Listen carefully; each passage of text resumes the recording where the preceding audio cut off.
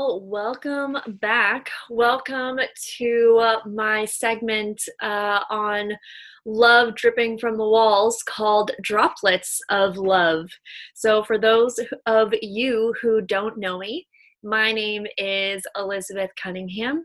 I am a love and relationship coach, and I have been a love and relationship coach for the past 3 years.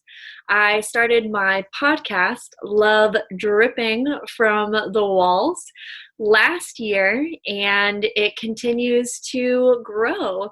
So I decided to make these droplets of love episodes just as little snippets of just me and you hanging out, chatting, just me talking, about some of the things that I know about love, sex, and relationships.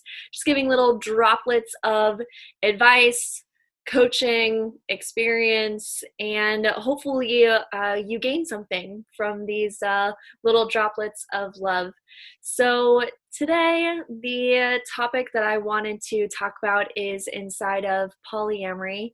I actually haven't talked about polyamory a lot on my droplets, and I haven't even talked about it on the main podcast, the Love Dripping from the Walls. I mean, it always sneaks its way into conversations.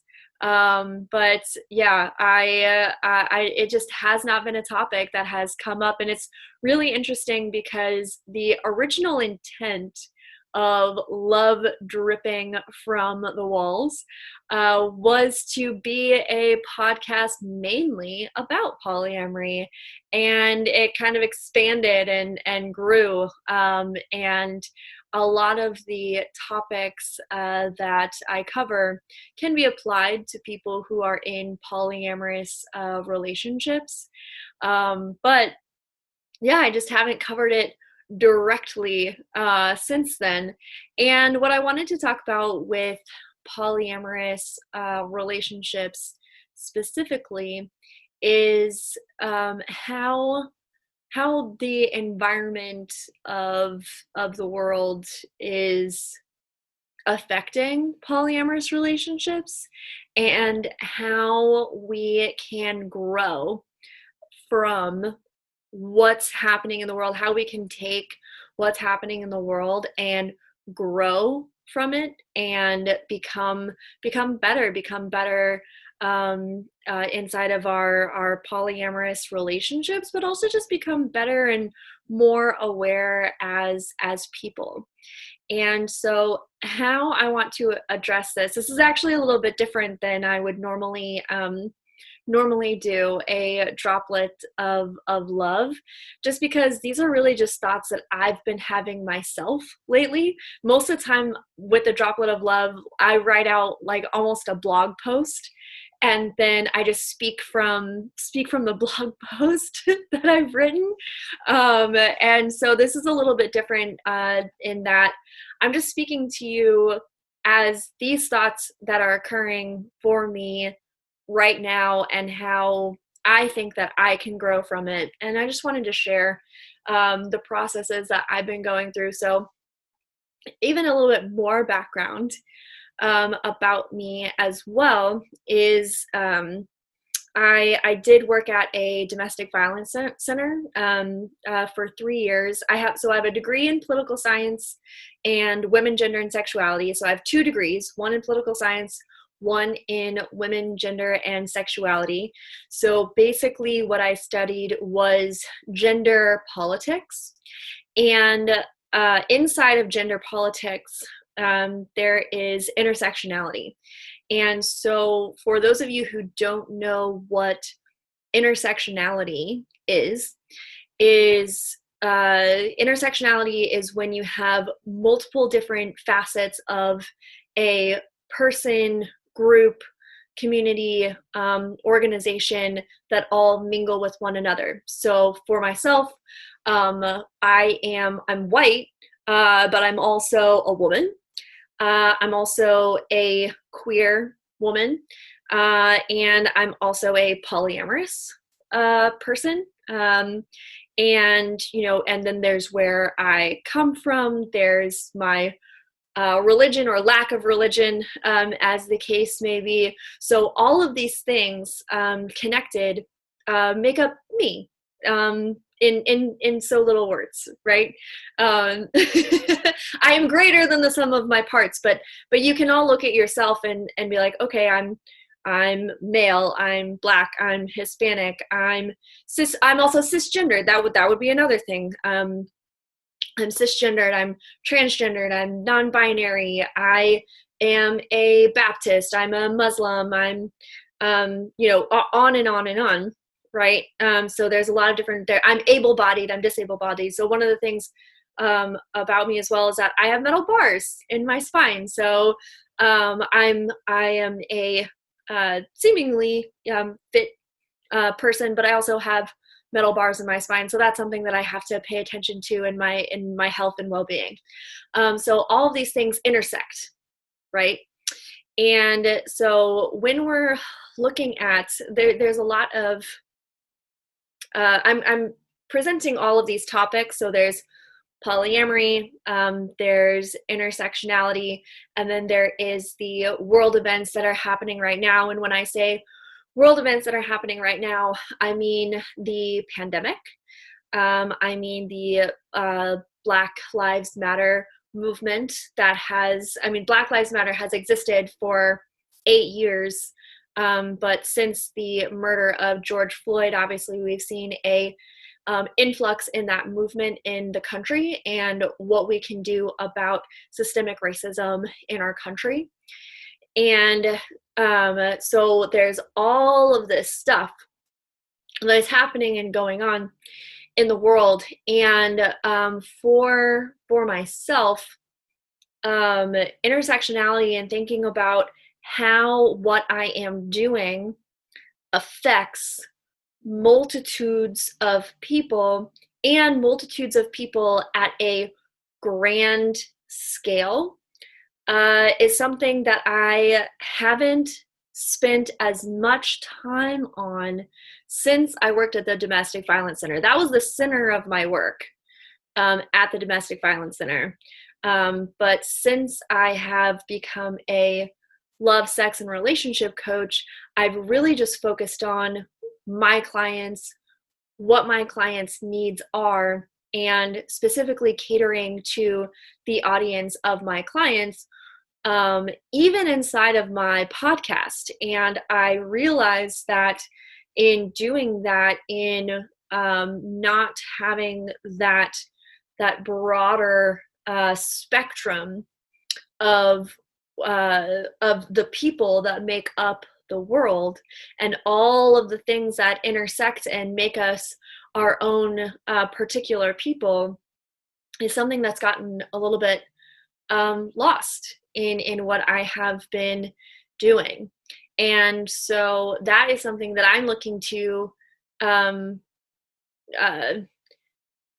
not just revisit in myself, but change in a way and shift in a way such that I don't ever forget that anymore, right? And so bringing this all the way back to polyamorous relationships, one of the things that sometimes we get bogged down in our polyamorous relationships is what we need, what we want, what our specific relationship is, and we forget that our experiences, and when I say our, I mean as an individual, not as your collective, as a couple or a throuple or whatever relationship situation that you're in. But what I mean by that is, as an individual, sometimes we don't see past how our experiences are unique and how other people's experiences are completely different. Now, just because our experiences are unique, other people's experiences are completely different, doesn't mean that we can't have a relationship. But where we find tension is when one person forgets that their experience is not everyone's experience, and then either intentionally or unintentionally invalidates their partner or their metamor in not seeing that they also have their own unique experiences that are also just as valid as our experiences, as the individual's experiences. And so what I'm asking for here in this conversation is that we broaden our view. We begin to dissect where we see a situation from a specific lens. We see everything. We can only, I would argue, we can only see everything through our unique lens. And so just because we can only see everything through our unique lens does not mean that we have the right to invalidate someone else's experience. And so how that ties in with so it's all connected. We're all of us connected. And how we immediately treat the people around us, our partners, is indicative of how we see the world. So I can, for example, see the world through my lens. I'll give a concrete example of something that I did completely unintentionally recently with my partner. So she was on the phone with a friend of hers, and she said something about how our apartment is really bougie. So this apartment that we currently live in is probably the nicest apartment that either one of us have ever lived in, which is great. And I still, from my perspective, like I said, I'm white, I'm a woman. Another thing about me is that I grew up in the suburbs in the Midwest. And my dad actually did really well in providing for our family. And so I have majority of my life lived as an upper middle class white person in the suburbs in the Midwest. Okay. And so I have seen how nice and lavish living situations can be. And my partner did not have that life experience, did not have that same life experience as me. Quite the opposite, actually. And so she was on the phone with a friend of hers saying how bougie our apartment is. And I was like, oh, you think this is bougie? Ha ha ha. And I was meaning it in a completely like joking, kidding, like poke at you, like, oh, ha ha ha, we think we're bougie sort of way. And how she took that is being ashamed, like that I was putting her down because of where she has come from in her life, and that I'm putting her down and making her feel guilty about where she has come from. Like, oh, like I'm way bougier, and ha ha ha, like you think this is bougie, like whatever. So that is how she took that comment based off of her life experiences, right? And there are multiple ways in which we can react in this situation. So the first one could be being defensive. You completely misunderstood me. Why are you, you're making a big deal about nothing, and I was just joking. That's one way that could have gone. Another way that it could have gone could have been me getting upset with her, being like, wow, like I can't even joke around you, like, dang, what's your problem? Like, oh, or it could have gotten really awkward, or, you know, there's a multitude of ways that it could have gone. And when I realized that she was upset, I was confused because I was because from my perspective, I was joking, but I was really confused. And I was like, you know, why are you upset? Like, why was that offensive? Like, I was legitimately confused about that. And even asking that question seemed to hurt her even more, because I wasn't validating her experience. I was still questioning her experience. And so, like, in a learning situation for myself, what there was for me to do was apologize. I'm sorry, which I did after I saw that my question like was still hurting her. I was like, okay, I'm really sorry. I'm not even exactly sure what I said wrong. And I'm really sorry, and I didn't mean it in an offensive way. Can we talk about it?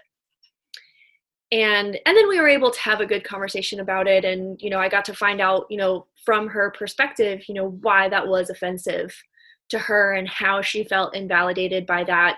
And it's something that I can correct in the future. So the learning here is that even if you don't see it, other people's life experiences are valid. So anytime that you come up to a situation, and I see this a lot in polyamorous discussion boards where this gets missed. This is a thing that gets missed inside of some of these discussion boards, is that we assume that someone else's life experiences are similar enough to our own that we can say things that we think are okay and have them be okay for everyone.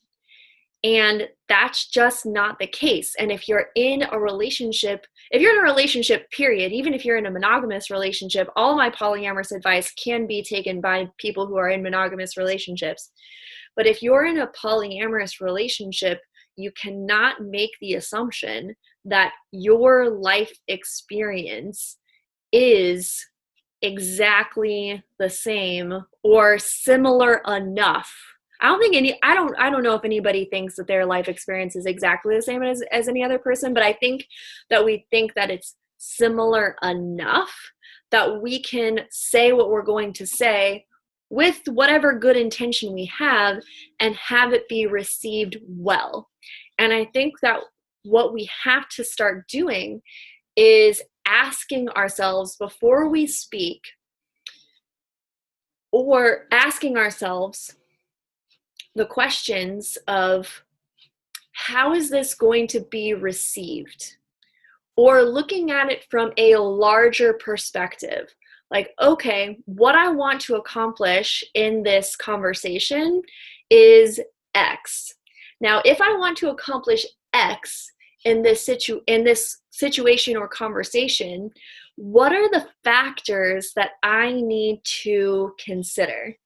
Now, I know that you can't do that. You can't overanalyze, like write down pros and cons for every single, conversation that you're ever going to have. You are going to mess up. Like, that's just all there is to it. Like, you are going to mess up. And so there's the pre-thought to it, which I urge you to have a pre-thought to those conversations. And look at it from like, okay, how would this person take this? How can we approach this so that everyone wins in this situation? And then making it a conversation. So instead of coming up to someone and coming up to a partner or partners, and saying like, okay, I want this outcome. Like, how do we make that happen? It would be, okay, I have a thought that I would like this outcome. Is there, what is the group thought, right? So what's the group thought on this happening? Can we all talk it out in a way that everyone gets heard? Because that's what anyone wants, is to be heard. That's what anyone in any situation at any time just wants to be heard. And so how can you facilitate a conversation with your partner or partners so that everyone is heard, everyone is validated in their experience, and that you can all come to a conclusion that works for everyone, or a plan of action that works for everyone, or an outcome that works for everyone, whatever the situation may be. And so, but if especially if you are in a relationship with someone who has very, very different life experiences than you. You know, maybe you're someone who is in a relationship with someone who was born in another country.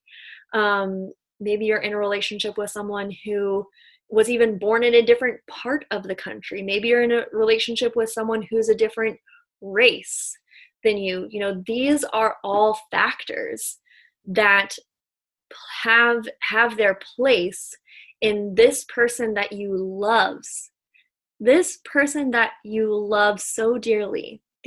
All these things play a factor in who they are and how they see the world and how they get treated by other people and how they want to be treated by the people that they love.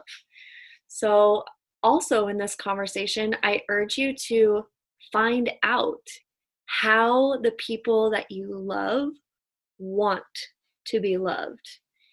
And you might get creative with your questions, like, what's something that you always wish that you could hear from a partner?